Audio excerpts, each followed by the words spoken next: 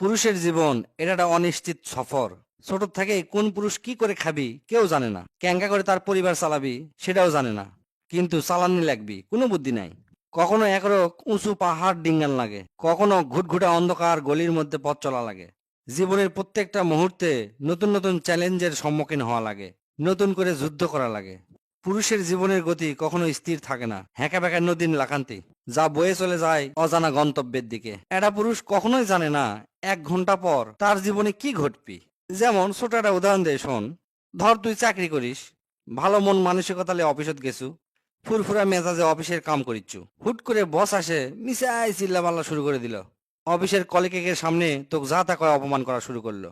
তোর কিচ্ছু করার নাই, খালি চুপ করে শুনে যাওয়া লাগবে। এই টেনশনে সারাদিনটা তোর মাটি হয়ে যাবি, কিন্তু এই কষ্টের কথা তুই কাক্কু কভার পারবো না। মনের সাথে যুদ্ধ করে ইনকা কত কষ্ট যে হজম করে তা হিসাব করে শেষ করা যাবে না। প্রিয় মানুষগুলাকে মুখত হাসি ফুটানোর জন্য প্রতিনিয়ত লিজে বিলিয়ে দেয়, লিজের স্বপ্ন ইচ্ছা আরাম সব ত্যাগ করে দেয়। প্রত্যেকটা ধাপে ধাপে সবার সাথে লড়াই করে যায়, কখনো লিজের সাথে কখনো সমাজের সাথে। কিন্তু এই লড়াইয়ের কথা কিন্তু কেউ শোনে না। ব্যর্থতার যন্ত্রণা যখন গ্রাস করে তখন তাই কাক্কু কভার পারে না সেই দুঃখের কথা, কেউ শুনবারও চায় না। কারণ এই ব্যর্থতা এই সমাজ কখনো মেনে নেয় না, উল্টারও উপহাস করে। প্রিয়জনরাও অর্থাৎ সবচেয়ে কাছের মানুষও তখন কাছে থাকে না, বরং দূরে সরে চলে যায়।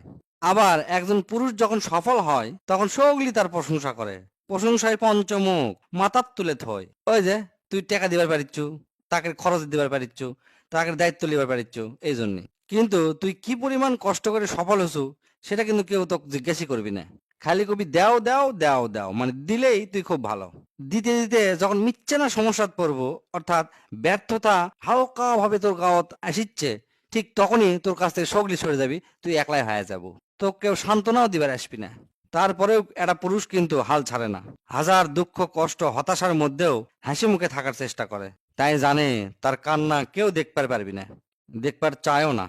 তার যন্ত্রণা কেউ বুঝবার চায় না, তাই সে নিজেই নিজের সান্ত্বনা হয়ে যায়, নিজেই নিজের আশ্রয় খোঁজে। একলা একলাই পার্কত বসে বা কোনো এক জায়গাত চুপ করে সব কষ্ট হজম করে মন মানসিকতা ঠিক করে হাসি মুখে বাড়ি ঢোকে। পুরুষ মানুষের জীবন মানেই নীরব সহ্য করার গল্প।